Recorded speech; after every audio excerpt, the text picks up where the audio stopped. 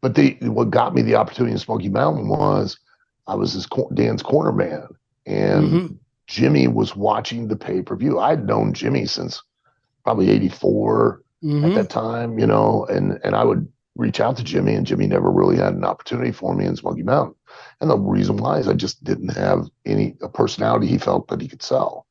And that night, for whatever reason, the guy comes over to interview Dan after a second fight, and oh, you just beat this guy. What are you going to do now to prepare for Hoist Gracie? He's trying to get Dan to put Hoist over because the whole thing was the Gracie family. Mm-hmm. And Dan didn't say anything, and I was like, "Well, what do you think he's going to do? He's going to go back in the locker room and have sex." And I'm just being a smartass. And Jimmy saw that and was so taken with me being such a smart aleck that Eddie Gilbert was supposed to be Glenn Jacobs, Kane's partner in Smoky Mountain, and he wanted a guy that would basically run his mouth and start the fight, and then Glenn Mm-hmm. stop it. And Eddie had left to go to Puerto Rico because he had gotten an opportunity to have the book there to be the booker, and Jimmy needed a replacement. And after he saw me on UFC, he felt that I could do it. Well, about him going to Puerto Rico, I actually booked him in Puerto Rico, but it was before I left because I brought him in down there, and I heard that he had just walked out on Smoky Mountain, and he went down there, and well, hell, I had him there then. I don't know what I'm supposed to do. And then guess what? He walked out on me. Did he really? And he went somewhere. And then to tell the story, I left. And then Carla said, "Who do I get to be the booker? What do you think about Eddie Gilbert?" And I said, "Well, I think he might fit." But I knew Eddie's ways. And he said, "Well, you call him?" I said, "No, I'm not calling him.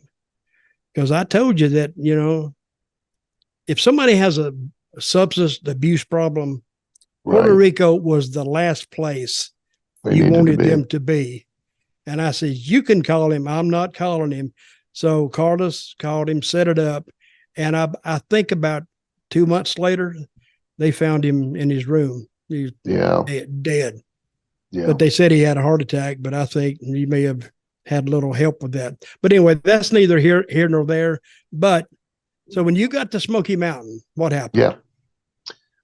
The very first day I came in, and I hadn't been on TV in years.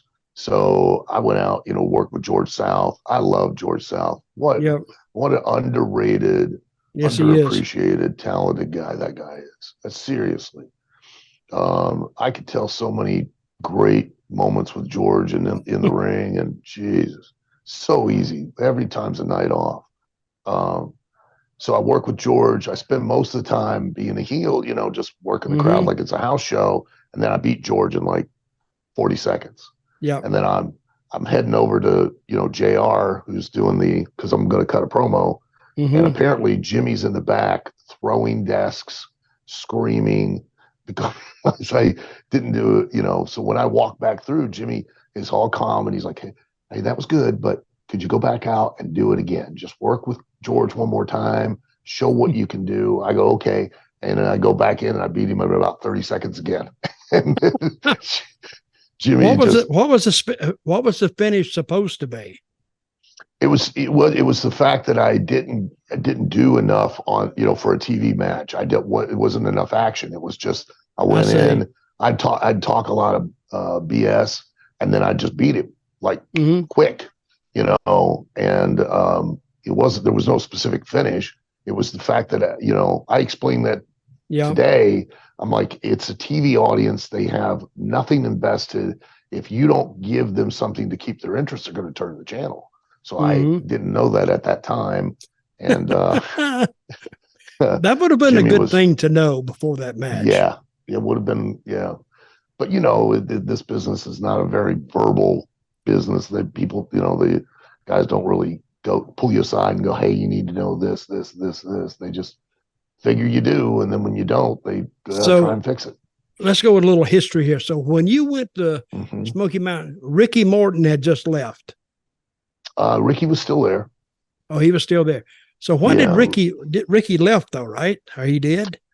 Didn't he just He walk didn't. out or something? Or I think that was toward the end. Yeah, when I was gone after I'd went to WWF, I think Ricky then walked out at that point.